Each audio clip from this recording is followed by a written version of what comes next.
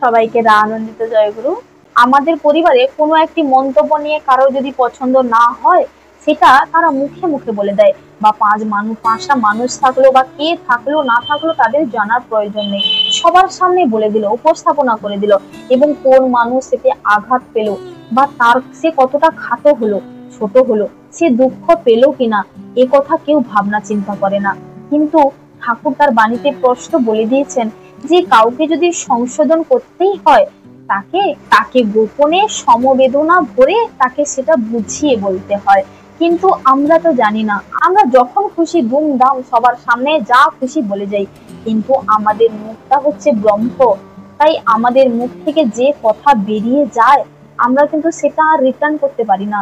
তাই আমাদের বলার পরে আমাদের অনুশোচনা বোধ হয় যে এই মানুষটাকে এই কথাটা বলা উচিত হয়নি আমার, আমি অনুশোচনা করছি। কিন্তু কিন্তু আমি যদি বলার আগে আমি সেই ভাবনা চিন্তা করি যে আমি এই মানুষটার এই প্রতি উত্তরে কি কথা বলা উচিত, ভাবনা চিন্তা করে ধৈর্যের সাথে সহনশীলতার সাথে সুন্দরভাবে যদি আমি তাকে বাক্যালাপ করি, তাকে কিভাবে কোন কথাটা বললে সে মানুষটা সংশোধন হবে, সেই টেকনিকটা আমাদের জানতে হবে। এবং আমাদের সবার সঙ্গে নমনীয়তার সঙ্গে ব্যবহার করতে হবে, আচার আচরণ করতে হবে। কেননা আমি একটা মা, যদি ভাবনা চিন্তা করতে যাই আমার উপরে গোটা সংসার দাঁড়িয়ে আছে। তাই আমি যেভাবে আচার আচরণ করব, যেভাবে বিহেভ করব, সেটাই হচ্ছে চালিত হয়ে যাবে পরিবারে। তাই প্রত্যেকটা মায়েদের এইভাবেই চলা লাগে, যেই রকম আমাদের বৌরানী মা চলছেন, যেই রকম আমাদের বড় মা করে দিয়ে গেছেন। ঠাকুর তো বড় মাকে পাহাড়ের সঙ্গে তুলনা করেছেন। পাহাড় এতটা নিষ্ঠুর, এতটা সরল প্রকৃতির, যে আমাদের বড় মাও সেই রকম ছিলেন। এবং আমি সারদা মায়ের একটি বাণীতে পড়ছিলাম যে পূর্বজন্মের অনেক তপস্যা না হলে সরলতা পাওয়া যায় না, সরল মন হয় না। তাই আমাদের পূর্বজন্মের তপস্যাও অনেক প্রয়োজন। কিন্তু আমাদের মধ্যে যে আমাদের গুরু রয়েছেন, তিনি ষট রিপুকে জয় করেছেন, তার কথাগুলি যদি আমরা পালন করি, আমরা যদি চলি, তাহলে কিন্তু আমরা করতে পারবো, আমরা হতে পারবো।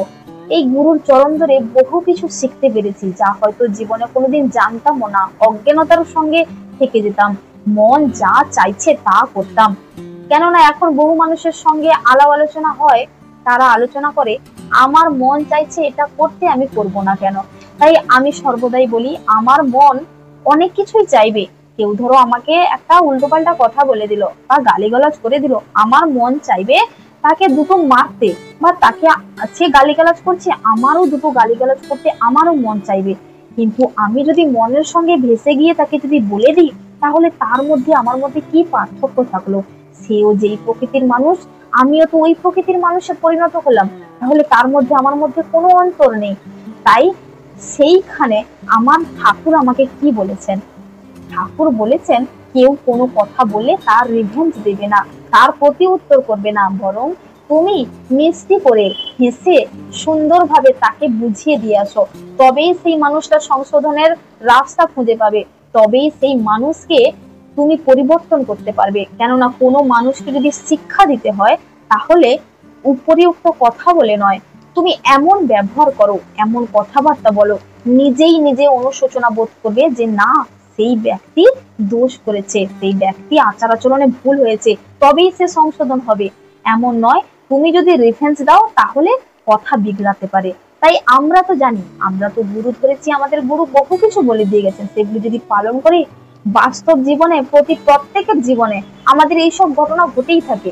কেননা আমরা ঘর সংসারের ভেতরে থাকি, বহু মানুষের সঙ্গে আলাপ আলোচনা বহু কিছু হয় আমাদের মধ্যে। তাই আমরা যদি গুরুকে মাথায় নিয়ে চলি, গুরুর এই ছোট ছোট কথাগুলি যদি আমরা মেনে চলি, তাহলে দেখবেন জীবনে কত আনন্দময়। যে মানুষের সঙ্গে তোমার দ্বন্দ্ব ছিল বা সম্পর্ক কাটাকাটি ছিল, সব মানুষের সঙ্গে সম্পর্ক স্থাপন হবে। ঠাকুর মানুষ খুব ভালোবাসতেন, তাই ঠাকুর বলছে প্রত্যেকটা মানুষকে তুমি ভালোবাসো, প্রত্যেকটা মানুষকে আপন করে নাও, যেমন আমাদের ঠাকুর করে নিয়েছেন। কোনো জাত বিভেদ কিছুই দেখেননি, তার কাছে মুসলিমও যেমন, হিন্দু তেমন, শিখ তেমন, বৌদ্ধ তেমন, সব ধর্মের মানুষ তিনি একই। ধর্ম বলতে তিনি বলেছেন যে ধর্ম মানে কি, তিনি বোঝেন ধর্মে মানুষ বাঁচে বাড়ে, ধর্মটা সম্প্রদায় না রে। তাই আমাদের যে সম্প্রদায়, এগুলি তো সম্প্রদায়, আমি হিন্দু, তুমি মুসলিম, সে শিখ, সে বৌদ্ধ, এগুলি তো সম্প্রদায়, এগুলি কোনো বড় কথা নয়। বড় কথা হচ্ছে মানুষ, সেও একজন মানুষ, আমিও একজন মানুষ, আমিও পরম পিতার সন্তান, তিনিও পরম পিতার সন্তান। পরমপিতার সন্তান ভেবে পরমপিতা সবাইকে আপন করে নেয়, সবাইকে ভালোবাসে, সবাইকে, সবার জন্য তার যত বাণী, যত গ্রন্থ, যত মন্ত্র, যত যাই, সব ব্রত সবার জন্য সমান। কারোর জন্য উপর নিচ, কারোর জন্য ডান হাত বাম হাত, কিছু না। ঠাকুরের কাছে সবাই সন্তান, সবাই তাকে ভালোবাসে। সবাই যদি তাকে ভালোবাসে, তার ভালোবাসা সবাই উপলব্ধি করতে পারবে। তাই আসুন সবাই পরমপিতাকে মাথায় নিয়ে চলি এবং পরমপিতার জয় জয়গান করি। সব আমরা এক এক সময় আমাদের মনের ভিতরে এই ফিলিংস আছে যে কিছু কিছু জনের প্রতি এত মোহ হয়ে পড়ি যে সেই মানুষটাকে নিয়ে আমরা ভাবতে থাকি যে কোনো মুহূর্তের জন্য যেন তাকে হারিয়ে না ফেলি। সেটা যে কোনো মায়ের ছেলে হতে পারে, কোনো সন্তান হতে পারে, কোনো স্বামীর স্ত্রী হতে পারে, বা কোনো স্ত্রী তার স্বামীর প্রতি হতে পারে।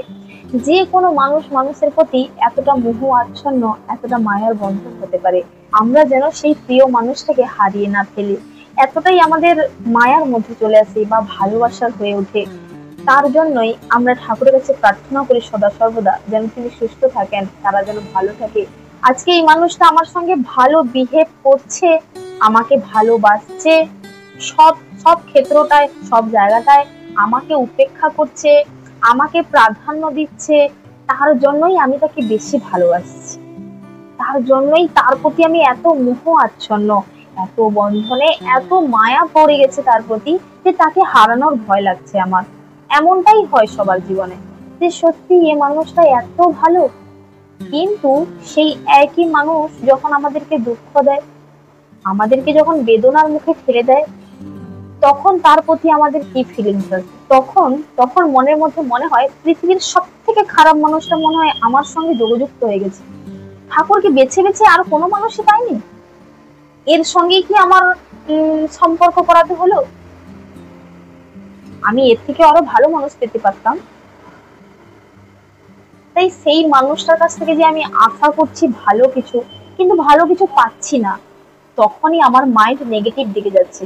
তার মঙ্গল কামনা করার জায়গায় সে আমার জীবনে কেন এলো সেটা নিয়ে আমি ভগবানের কাছে আর্জি জানিয়ে দিচ্ছি। কিন্তু সেই মানুষটা যখন আমাকে প্রাধান্য দিচ্ছে, ভালোবাসছে, আমার হ্যাঁতে হ্যাঁ, আমার নাতে না, যেটা আমি বলবো সেটা, আর যেটা না বলবো সেটা নয়, যেদিকে বলবো সেদিকে যাচ্ছে, যেটা বলবো শুনছে, সেই মানুষটাকে আমি হারিয়ে ফেলার জন্য আমি ঠাকুরের কাছে আর্জি জানাচ্ছি, ঠাকুর এই মানুষটা যেন আমার কাছ থেকে দূরে না চলে যায়। তাকে হারানোর ভয় রাখছি আমি, কেননা তার প্রতি এত ভালোবাসা আমার, এত মায়া। কিন্তু সেই মানুষটা যখন আমার সঙ্গে একটু খারাপ ব্যবহার করছে বা আমি যেটা বলছি আমার বিপক্ষে যাচ্ছে, তখনই আমি ঠাকুরের কাছে আর্জি জানাচ্ছি যে ঠাকুর সেই মানুষটা কেন এলো আমার জীবনে। তাই ঠাকুর এইখানে আমাদের বলছে যে তুমি সব পরিস্থিতিতে রাজি থাকো।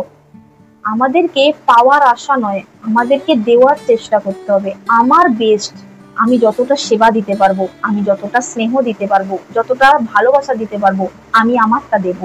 কিন্তু ঠাকুর বলছে তুমি দিয়ে সেটা কিন্তু পাওয়ার আশা রেখো না। সেটা যা কিছুই হতে পারে, কোনো কিছু দান হতে পারে, কোনো কিছু সাহায্য হতে পারে, বা যাই হতে পারে। ভালোবাসার ক্ষেত্রেটাও তেমন, তুমি যে তাকে ভালোবাসছো তুমি এটা আশা রেখো না যে সে তোমাকে ঘুরে ভালোবাসবে। তোমার ভালোবাসার কথা তুমি ভালোবেসে যাও। ঠাকুর বলছে তুমি প্রতি প্রত্যেককে ভালোবাসো, তাই আমাকেও প্রতি প্রত্যেককে ভালোবেসে যেতে হবে। এমনটা নয় যে সে মানুষটা আমাকে ভালোবাসবে কিনা, সে মানুষটা যখন আমাকে ভালোবাসবে না আমি তাকে ভালোবাসবো না, এটা নয়। তাহলে তো ঠাকুর তো তাহলে এইরকম বিচার করতো, আমি যদি ঠাকুরকে না ভালোবাসি তাহলে ঠাকুরের ভালোবাসা আমি বুঝতে পারবো না। তেমনই আমি যেমন অন্যকে ভালোবাসবো তখনই আমি তার ভালোবাসাটা বুঝতে পারবো। যতক্ষণ আমি তাকে ভালোবাসবো না ততক্ষণ আমি তার ভালোবাসা উপলব্ধ করতে পারবো না। তাই তো ঠাকুর তার অমীয় গ্রন্থে বলছে যে তুমি ঠাকুরকে কতখানি ভালোবাসতে পারছো। কেননা তুমি যতক্ষণ না ঠাকুরকে ভালোবাসবে, ঠাকুরের লাখ ভালোবাসাও তোমার কাছে মনে হবে তুচ্ছ, কিছুই নয়, ভালোবাসেই না।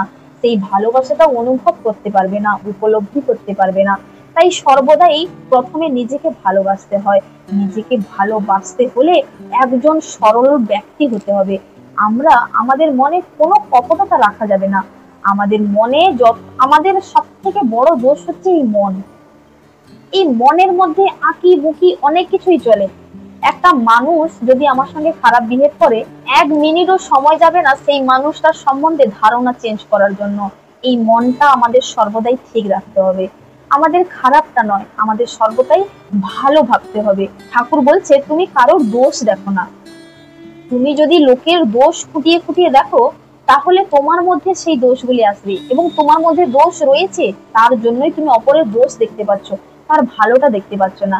তাই দোষটাকে এড়িয়ে যদি ভালোটাকে নেওয়ার চেষ্টা করো, তাহলে দেখবে তুমি উত্তম ব্যক্তি হয়ে দাঁড়াবে, এবং যে ব্যক্তি দোষ করছে সেই ব্যক্তিও সংশোধন হয়ে যাবে। আমরা আমাদের প্রিয় মানুষকে হারিয়ে ফেলার ভয় রাখি, কিন্তু সেই প্রিয় মানুষ অপ্রিয় হয়ে ওঠে কখন? সেই প্রিয় মানুষ আমাদের কাছে অপ্রিয় হয়ে ওঠে তখন, যখন আমরা তার কাছ থেকে যা আশা করছি সেগুলি আমার পূরণ হচ্ছে না, বা যা প্রত্যাশা রাখছি সেগুলি আমি পাচ্ছি না। তার জন্যই সেই প্রিয় মানুষটা আমার কাছে অপ্রিয় হয়ে উঠছে।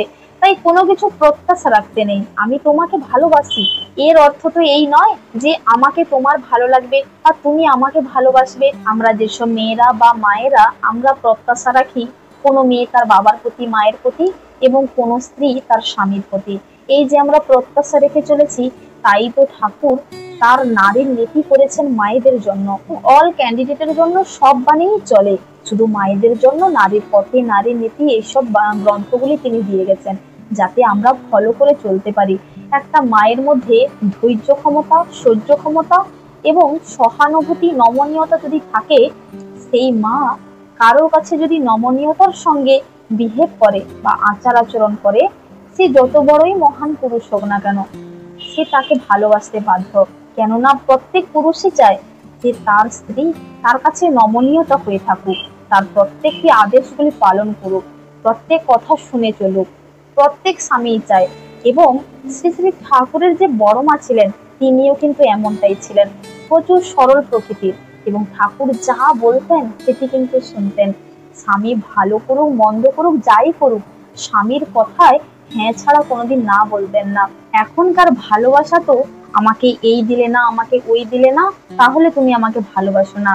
কিন্তু এখন যিনি আচার্যদেব রয়েছেন, বাবাইদা এবং গৌরানীমা, তাদের যে ভালোবাসা, তাদের চোখের চাউনিতেই ভালোবাসা, তাদের ইশারায় ভালোবাসা মানুষজনকে এতটাই মুগ্ধ করে, তাদের কাছ থেকে আমাদের অনেক শেখার প্রয়োজন। যে আমরা খুঁটিনাটি বিষয় নিয়ে রাগ করি, ঝগড়া করি, কিন্তু তাদের আজও পর্যন্ত কোনোদিন ঝগড়াই হয়নি। এটা আশ্চর্য বিষয়, এমন কোনো ঘর নেই, সংসার নেই যেখানে ঝগড়াঝাটি হয় না। কিন্তু এই ঠাকুরের দীক্ষা নিয়ে এই একটা অনুভূতি হলো যে যে মানুষে মানুষে দ্বন্দ্ব, বিভেদ, হিংসা, রাগ, ঝগড়া ঝাঁটি, এগুলি আমরা নিজেরাই করি, নিজে হস্তে করি।